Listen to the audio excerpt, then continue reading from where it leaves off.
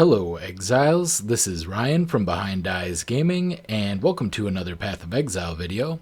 I actually haven't been playing PoE much this last week. In fact, I would say I've been playing it less than I have in any previous week, other than towards the very end of leagues when I tend to kind of peter off and quit.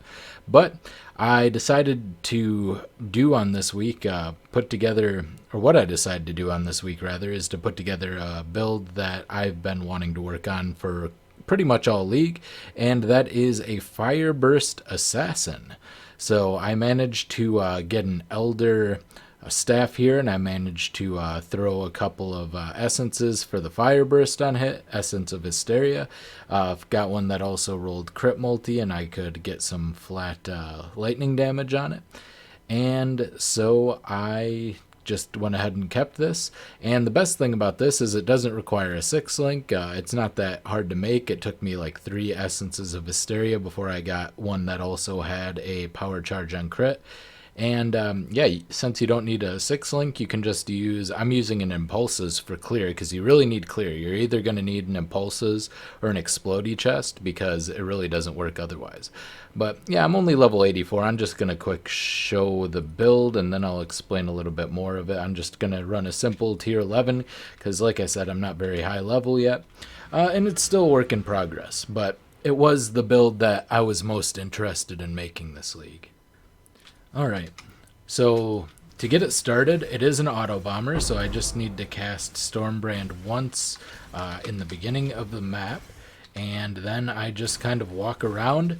And the best thing about this build is I can just watch YouTube on my other monitor while I'm doing it.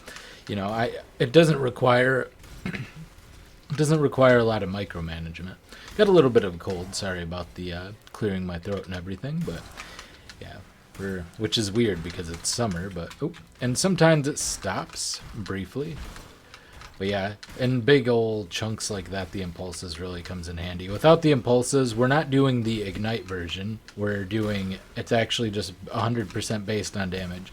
And so we end up leaving behind a lot of stuff that we wouldn't leave behind normally, which is one of the downfalls. And sometimes we have to like circle back, and it's just not super great on that. So yeah, let's move on. Big enough breach.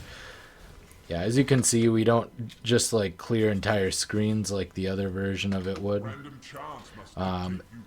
These are all right. So ultimatums are okay with this build. They're not the best, certainly not the best ultimatum clearing build I've ever played by any stretch of the imagination, especially after playing my Lightning Striker, which really excelled at that.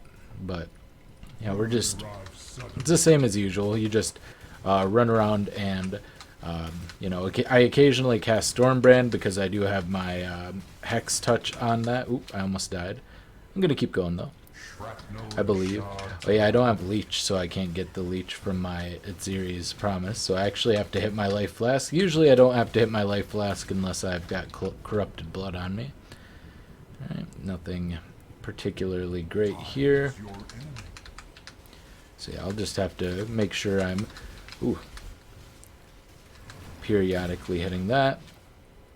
Level these up. Oops, and there I'm bleeding. And yeah, there are a couple of problems that I'll talk about with this build as well, though.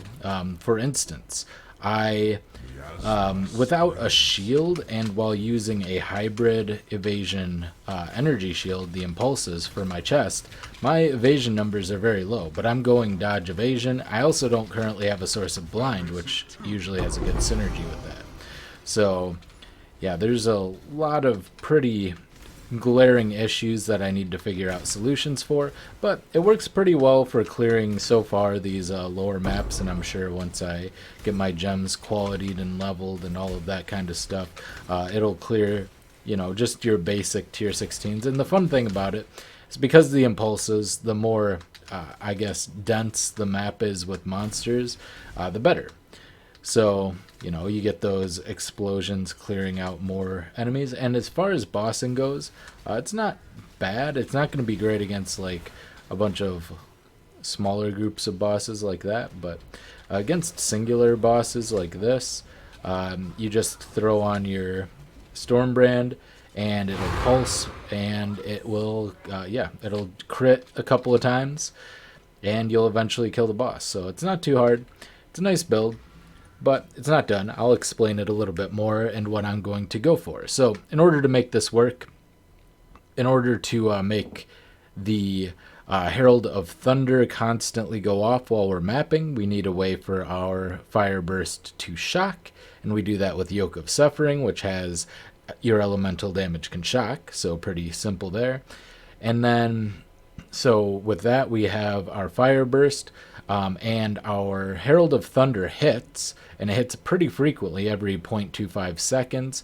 I also am stacking cooldown because unfortunately Fire Burst has a pretty long cooldown. Let's see, I just want to double check what it is. Fire Burst. So it looks like the cooldown for Fire Burst is 1 second. We are currently reducing it by 20% with our belt, and then another 13% with our boots, and this can go up to 20% as well. So we're reducing the 1 second cooldown by 33%, so it should be like 0.66. Unfortunately, that doesn't line up with the Herald of Thunder, so we're not getting optimal DPS with this because it'll hit 0.75. So honestly, we might be going a little overboard with this at the moment. As far as this goes, though, we have every 0.45 seconds, so it's actually even worse. I need to get a faster casting on this, so I do probably need to 5-link my impulses. But as far as the gear goes, I'm actually using Eye of Malice. We're running Elemental Equilibrium, and then of course Elemental Weakness as well. And I do want to eventually anoint the extra curse, wherever that is at the moment. I forget. There you go. Whispers of Doom. I want to anoint Whispers of Doom, which is triple gold. I'm pretty sure I can afford it at the moment, but I want to get that, and then I want to get a flammability on hit ring. You can also get flammability on hit with a synthesized mod, I believe, on gloves. So you can use that and get flammability and hit. So I want to do double curse. So basically the way Eye of Malice works is nearby enemies have 50% increased fire and cold resistances.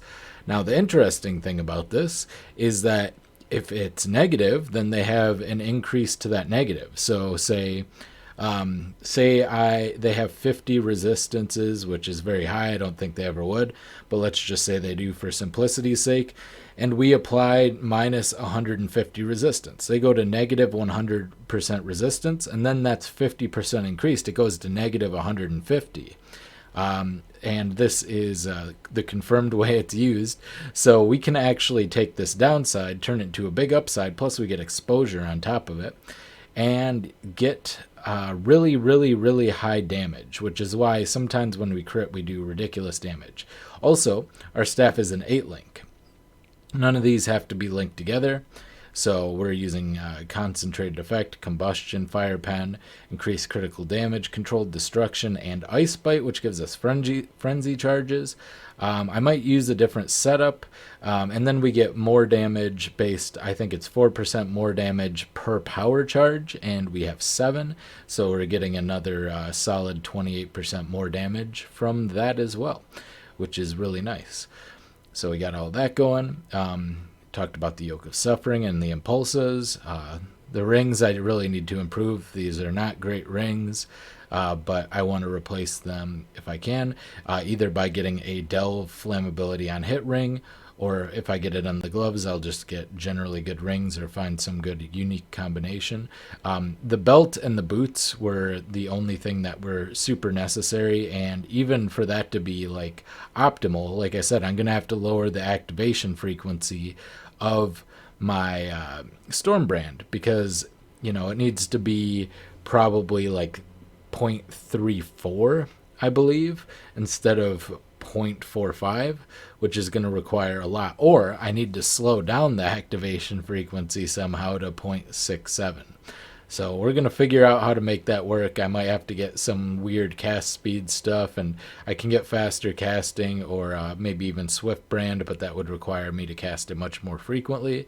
Going on to once I get a 5-link impulses, which I'm just going to self-link, or I can just do it in Harvest because you get 5 links from Harvest like crazy. So should be really easy to get there. And then as far as the gear goes, I'm running as far as the flasks go, I just have, some normal stuff. I have a Jade Flask. I have Quicksilver of Adrenaline, Alchemist Quicksilver of Adrenaline. I have, Chemist Diamond Flask of Adrenaline. I definitely need to change this up. It's not really doing me any good. Bleed immunity and an okay Atziri's Promise. It's suboptimal, obviously. I'd want 15%. Elemental is chaos, but this is what I got. So it's a really quick, easy setup. It's honestly not as pricey as I'd thought, although by the time I finish, it might end up being significantly more pricey. So we'll have to see. Skill tree wise, I am an assassin. I did get Deadly Infusion, Mistwalker, and I was looking between Ambush and Assassinate and Opportunistic. I think they'd both be good. I decided that I kind of liked the idea of having Culling Strikes. So, and then a 15% damage when they're on low life. Now, low life is now 50% life. So this node has actually been buffed considerably. That means we're going to get 100% more critical strike chance when they're on low life. So the reason I'm picking this is for things like Cirrus. Cirrus has stages, and it's most difficult when it gets into its later stages where it's at lower, where he's at lower life. So when you have him at that lower life, all of a sudden, if you have 50% chance to crit, you get 100% more. You have 100% crit, and you're doing 15% more damage, making not only your damage a lot more consistent, but also having yet another more multiplier, because there are so many more multipliers in this build. The only one I wasn't able to fit in is Pain Attunement, because I tried a couple of things to make Pain Attunement work, and it just I wasn't feeling it. The survivability was too low, even with, making it so that I'm taking the delayed damage and everything. So I'm not doing that. But otherwise, my tree is very simple. I'm not using Cluster Jewels. I am using Wind Dancer and Acro Phase Acro. However, because I have such a low evasion number, it is 2156, and it's not even 6,000 even with my Jade Flask. I should probably get an increased evasion roll onto this as well. That would at least put me up to, like, I don't know, it'll be like 9 or 10,000, which would be nice. Then crit, spell crit, life. I mean, it's a very simple tree. I have a poor jewel. I guess it's got life and crit multi with elemental skills, so that's not too bad. I have some more crit multi to get up there, Throat Seeker, and yeah, that's pretty much the tree. So that's what I'm working on at the moment. I also have some other stuff I want to be doing in Path of Exile. I have Amplify too. So you might see some different stuff coming from me in the future. I want to try some things. But for now, I hope you enjoyed this build. It's a little weird. I am going to keep working on it while I work on some other stuff. Now that it's getting too hot to golf, I might have a lot more time at home than I have been lately, and then I'll be playing some more PoE. So you'll see some more stuff from me in the future. If you want to see that, don't forget to subscribe if you haven't.